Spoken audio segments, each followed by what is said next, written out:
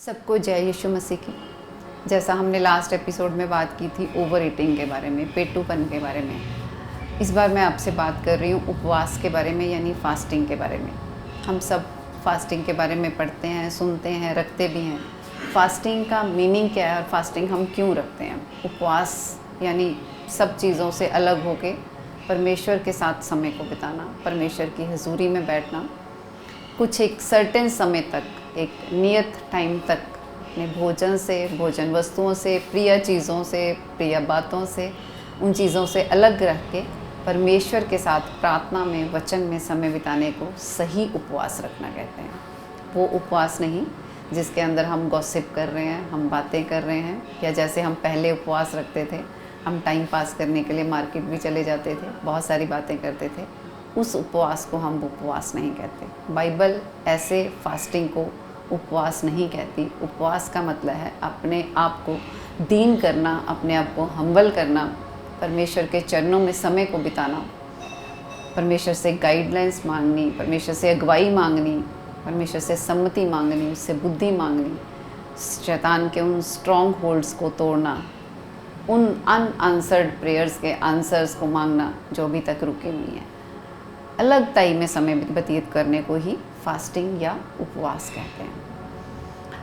Bible में मत्ती की पुस्तक में 6, 17 और 18 में यीशु मसीह ने एक फास्टिंग के बारे में बताया। उन्होंने बोला, जब तू उपवास करे तो तू परमेश्वर के सामने जाना, अपने सिर पर तेल लगाना, अपना मुंह धोना, और गुप्त में जो तेरा परमेश्वर है वो तेरी बातों को, तेरी प्रार्थनाओं को सुनेगा और तुझे प्रतिफल देगा। यानी परमेश्वर हमें ऐसा उपवास रखने के लिए बोल रहे हैं, वो उपवास जिसके अंदर हमने अपने आप को अनॉइंट किया। ऑयल लगाने का मतलब अपने आप को मसा करना, अपने आप को अभिषेक करना। हमारे फेस से ना पता चले, हमारे मुंह से ना पता चले कि आज हम फास्टिंग रख के बैठे हैं। ऐसा नहीं कि हम छोटा सा मुंह, रुआंसा सा मुंह, उदास सा मुंह रख के बैठ जाएं कि नहीं आज तो मेरा उपवास है, आज मैंने कुछ नहीं खाना है। वो उपवास नहीं। परमेश्वर ने कहा तू गुप्त में अपने पिता के साथ समय स्पेंड कर, पिता के सामने घुटने टेक, उसके सामने जा। सीक्रेट उपवास, ये नहीं कि सारी दुनिया को बता देना कि आज मेरा उपवास है। वो उपवास रख और मेरा परमेश्वर जो है वो तुम्हें प्रतिफल देगा, यानी कि तुम्हें ओपनली रिवॉर्ड देगा। ऐसे उपवास को यीशु मसीह ने हमें रखने के लिए बोला। ऐसा उपवास परमेश्वर को पसंद होता है, जिसमें हम परमेश्वर के साथ समय को स्पेंड करते हैं। कई बार हमें जीवन के अंदर किसी चीज़ के लिए गाइडेंस चाहिए होती है, अगुवाई चाहिए होती है। हम कंफ्यूज हो जाते हैं, हमें लगता है हम ये करें या वो करें, हमारे लिए ये जॉब अच्छी है या हमारे लिए वो जॉब अच्छी है, हमारे लिए ये रिश्ता अच्छा है या हमारे लिए वो रिश्ता अच्छा है। ऐसे में भी अगर आप परमेश्वर के सामने दीन होके, हम्बल होके प्रभु के सामने जाते हो, फास्टिंग में जाते हो और प्रभु के साथ समय स्पेंड करते हो, तो परमेश्वर आपकी अगुवाई करता है। ऐसी अगुवाई परमेश्वर ने न्यायियों की बुक 20:26 में आप पढ़ें। इस्राएलियों ने परमेश्वर से अगुवाई चाहिए थी तो परमेश्वर ने उन्हें अगुवाई की थी। ऐसा उपवास हमें रखना चाहिए। ऐसे उपवास से परमेश्वर हमें कई बार गाइड करते हैं, हमारी अगुवाई करते हैं। आज मैं कुछ चीज़ें आपको फास्टिंग में बताने जा रही हूँ कि कुछ बातें ऐसी भी होती हैं जो मैं खुद भी कई बार पर्सनली वो करती हूँ। एक फास्टिंग वो भी होती है जिस दिन आप पूरा दिन मोबाइल्स को हाथ ना लगाएं, यानी कि आप अपने आप को डिस्कनेक्ट रखें बाहर की बातों से। आप मोबाइल को भी अपने साथ लेके बैठे हैं और फास्टिंग भी कर रहे हैं, नहीं। अगर आप परमेश्वर की सुनना चाहते हो आज, अगर आप चाहते हो कि परमेश्वर मैं तेरी भी सुन सकूं, तो आप सब तरह के मोबाइल से, व्हाट्सएप से, फेसबुक से, इन सब बातों से अलग होकर परमेश्वर के सामने बैठें।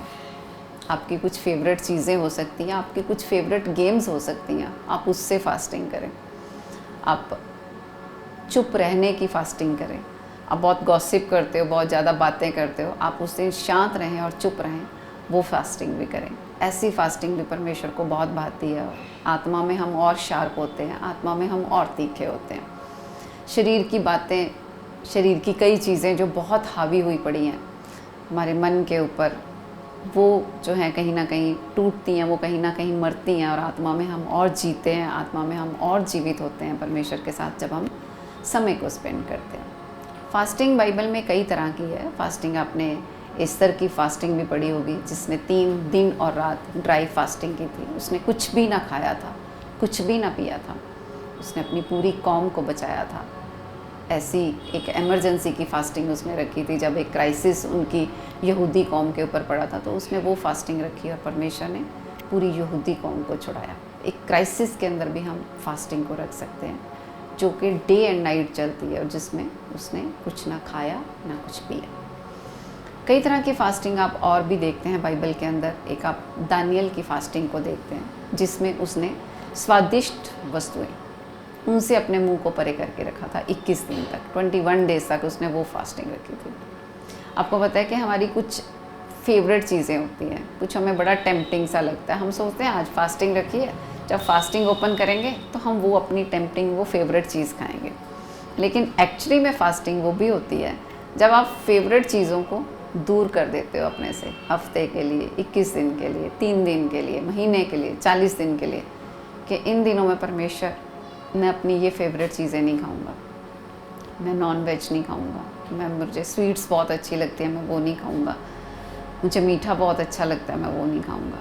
कई बड़े बड़े परमेश्वर के अनॉइंटेड जन जो हैं वो इस तरह की फास्टिंग नहीं रखते हैं, जैसे कि सिंपल सिर्फ मूंग की दाल के साथ रोटी खानी, या बिल्कुल ही मतलब वो ये प्रिपरेशन नहीं करके रखते कि आज हम फास्टिंग के बाद ये खाऊंगा, फास्टिंग के बाद सिंपल लौकी बनी है तो उसी के साथ खाना, मतलब सिंपल फूड जिसमें खुद का डिनाई करना, खुद की टेस्ट बड्स को, टेस्ट को ख़त्म करके परमेश्वर के साथ समय बिताना, उसे सच्चा उपवास और सही उपवास कहते हैं। आपको पता है बाइबल के अंदर यशाया 58 के अंदर लिखा हुआ एक पूरा चैप्टर आप पढ़ें उचित उपवास। प्रभु बताता है उचित उपवास के बारे में कि तुम्हारा सही उपवास है कौन सा। वो उपवास नहीं जिसमें तुम दीन होकर मेरे सामने बैठ जाते हो टाट बिछाकर और तुम्हारी प्रार्थनाएं मेरे तक नहीं पहुंचती। प्रभु के वचन में लिखा है तुम्हारी प्रार्थनाएं मुझे ऊपर सुनाई नहीं देती, क्योंकि तुम दीन जन का अन्याय करते हो, लोगों के साथ अंधेर गर्दी करते हो, सर्वेंट्स से मुश्किल काम कराते हो, किसी को पूछते नहीं हो, भूखे को कुछ नहीं देते हो, किसी को अपने घर में ठहराते नहीं हो, किसी को अपने घर में आसरा नहीं देते हो, किसी को रोटी नहीं देते। उस दिन आपने पूरा दिन कुछ नहीं खाया, वो पूरा दिन आपने जो फूड नहीं खाया वो फूड आपने किसी को डोनेट किया।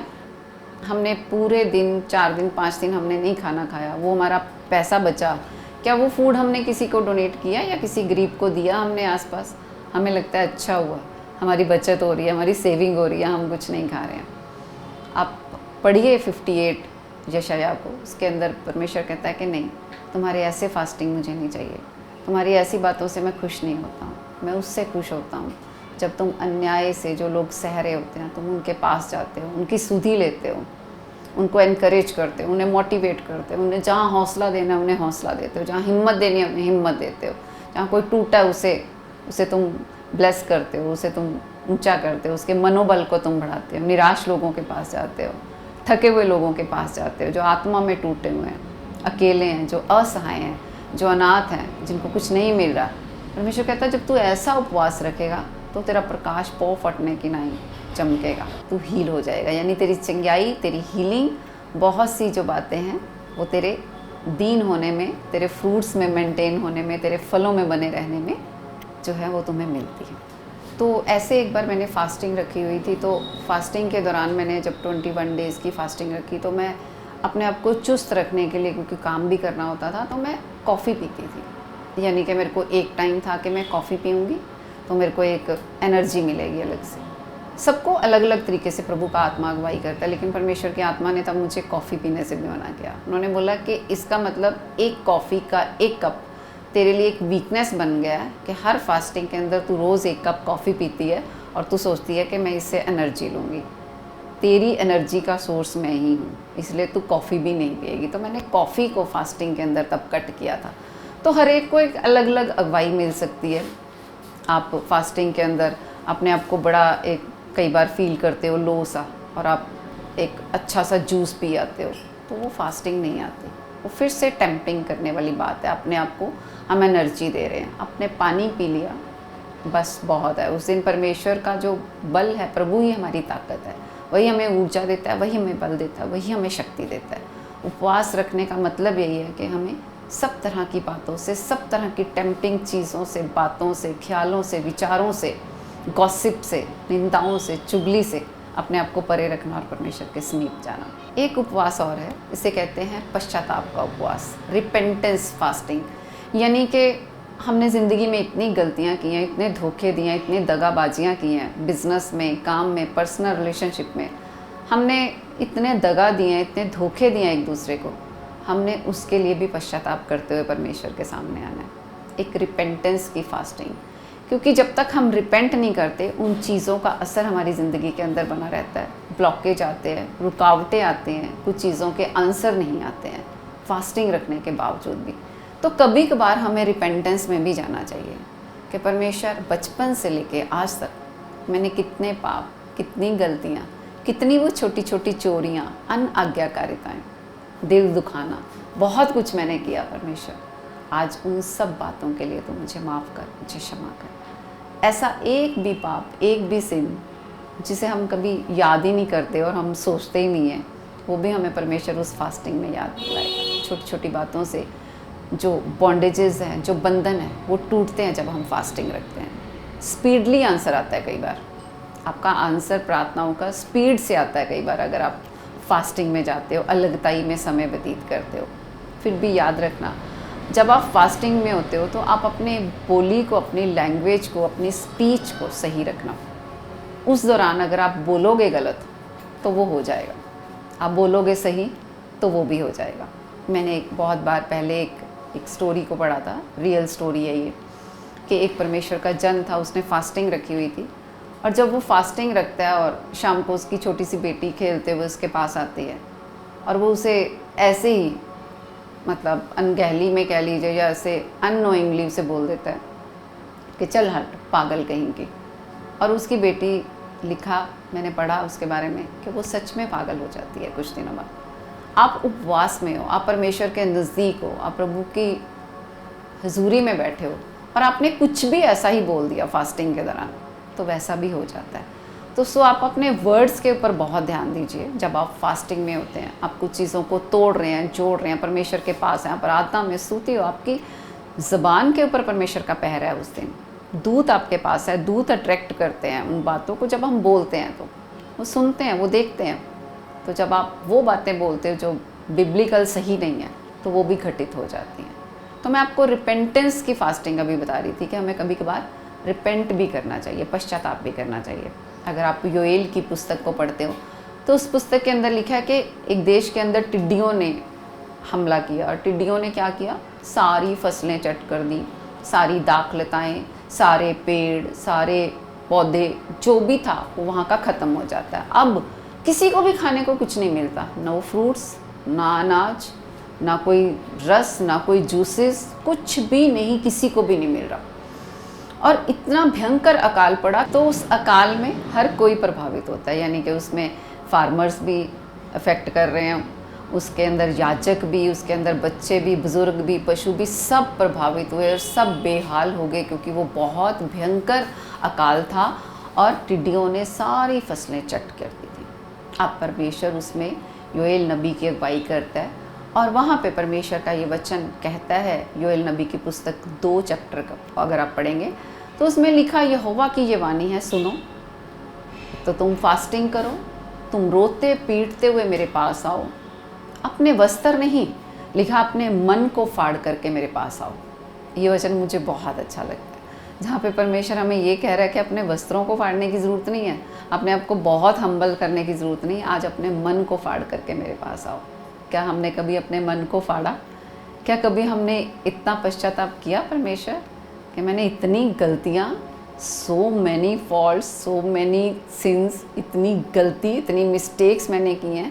मन फाड़ करके जब हम परमेश्वर के सामने आते हैं तो परमेश्वर उस उपवास से प्रसन्न होते हैं।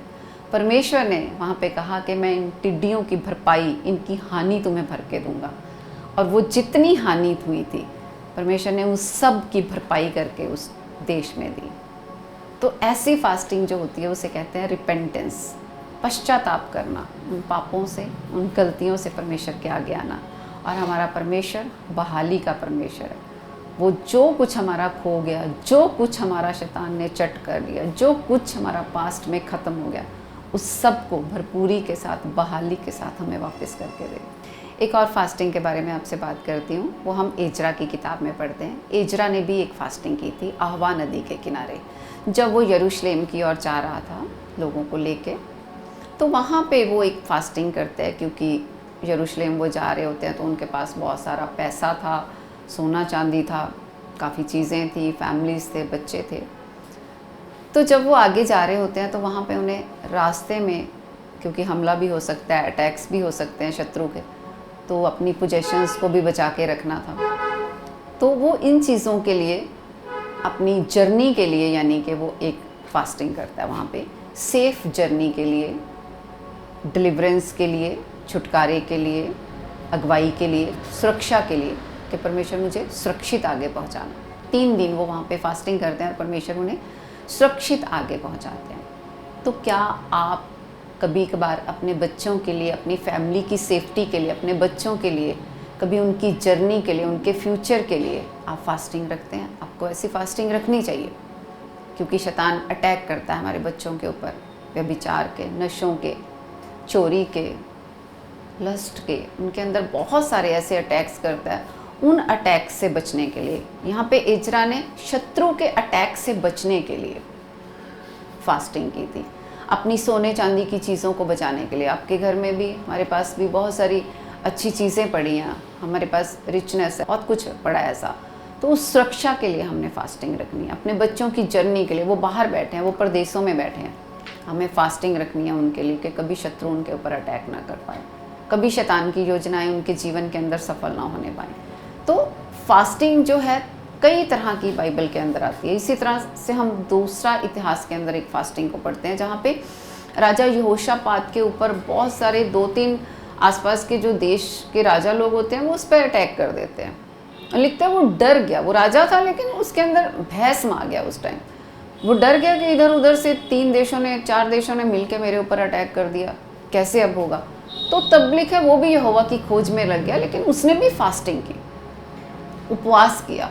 और जब उसने उपवास किया तो परमेश्वर ने उस एनिमी के अटैक से उसे बचाया, शत्रुओं के अटैक से उसे बचाया, उसे सुरक्षित रखा। उसने उसमें धन्यवाद किया, स्तुति की, वर्शिप की, आराधना की उसने उस फास्टिंग के अंदर, और परमेश्वर ने उन्हें बचाया। तो हमें फास्टिंग रखनी है अपने बच्चों की सुरक्षा के लिए, गाइडेंस के लिए, अगुवाई के लिए, सेफ्टी के लिए, शैतान के अटैक से बचने के लिए। तो परमेश्वर हमें कई तरह की चीज़ें बाइबल के अंदर बताता है। हमें प्रार्थना के बारे में अगर बताता है, हमें बोने के बारे में बताता है, हमें वचन पढ़ने के बारे में बताता है, चर्च के बारे में बताता है। तो हमें उपवास भी रखना, फास्टिंग भी रखना। और कहीं पे भी नहीं लिखा कि कभी कभार करनी चाहिए। फास्टिंग में तो यही लिखा, परमेश्वर ने तो कहा जब तू उपवास करे, मतलब हमें उपवास करना ही करना है। हमें हफ्ते में 2-3 उपवास करने ही करने, ऐसा नहीं लिखा कि कभी कभार तुम उपवास कर लिया करना, लिखा कि जब तू उपवास करे।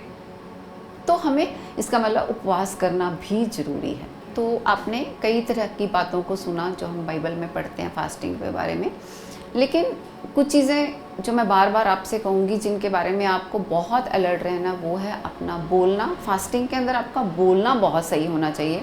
आप बहुत सेंसिटिव होने चाहिए परमेश्वर की प्रेजेंस को लेके। आप परमेश्वर के साथ समय को बिता रहे हैं, इसलिए आपका एक कनेक्शन सही होता है। उस टाइम आपकी कई चीज़ें जो होती हैं, कई शेकल्स आपकी लाइफ के, कई चीज़ें टूट रही होती हैं आपकी लाइफ से उस टाइम।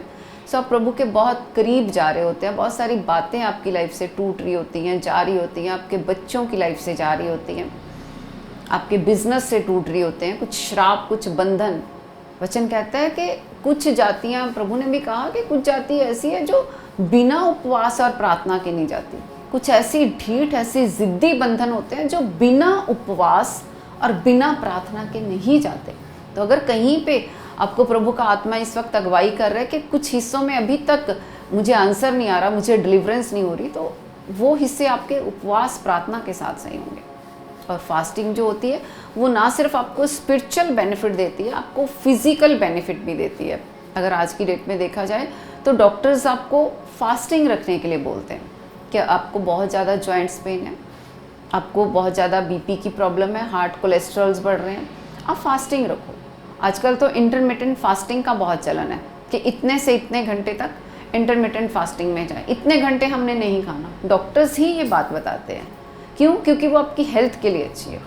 जैसे मैंने आपको बताया था कि अगर हम ओवर खाते हैं, जो हमारे ऑर्गन्स इतने ज़्यादा आलसी हो गए, जो हमारे ऑर्गन्स इतने टॉक्सिन से भर गए, बीमारियों से भर गए, आप यकीन मानिए जब आप फास्टिंग करते हैं तो उन्हें वो सांस आना शुरू होता है, वो डाइजेस्टिव का काम करते रहते हैं। जब देखो खाना चला गया, वो रेस्ट जब उन्हें मिलता है, उनकी बॉडी के अंदर वो बार बार फूड नहीं जा रहा, अब आप फास्टिंग में चले गए हो, अब वो अपना वही काम, जो वही शक्ति है, वो अब अपनी डाइजेशन के लिए नहीं यूज़ कर रहे, अब वो टॉक्सिन्स को बॉडी से बाहर निकालने के लिए यूज़ कर रहे हैं। वो ऑर्गन्स जो पहले काम कर रहे थे सिर्फ डाइजेशन का, अब वो उन्हें रेस्ट मिल गया, आप फास्टिंग में हो, अब वो क्या कर रहे हैं, वो जो टॉक्सिन्स हैं, वो जो बीमारियां, जो इन्फ्लामेशन अंदर बढ़ गई है, अब वो उसे बाहर निकाल रहे हैं। अब आपके जॉइंट्स पेन कम हो रहे हैं, अब आपके सर्वाइकल के पेन कम हो रहे हैं, आपको कैंसर में बेनिफिट है, आपको डायबिटीज़ में बेनिफिट है, आपको बीपी में बेनिफिट है, आपको हार्ट में बेनिफिट है, आपका कोलेस्ट्रॉल कम हो रहा है, आपकी चर्बी कम हो रही है। तो फास्टिंग ना सिर्फ स्पिरिचुअली बल्कि फिजिकली भी आपको बहुत अच्छा और बहुत फिट रखती है। तो फास्टिंग रखनी भी हफ्ते में 1 या 2 दिन आपके टॉक्सिन्स को, ना सिर्फ आत्मा के टॉक्सिन्स को बाहर निकालती है बल्कि आपके शरीर के टॉक्सिन्स को भी बाहर निकालती है। तो ये बातें आपके दोनों तरीके से आपको बेनिफिट देती हैं, बहुत फिजिकली एंड स्पिरिचुअली। तो मैं विश्वास करती हूँ कि आज के इस टीचिंग के द्वारा, इस छोटे से वचन के द्वारा भी परमेश्वर ने आपको आशीष किया होगा, आपको ब्लेस किया होगा। आप इसे सुनते हुए ब्लेसिंग्स को पा रहे हैं, आशीष को पा रहे हैं, छुटकारे को पा रहे हैं। परमेश्वर आप सबको ब्लेस करे। God bless you all.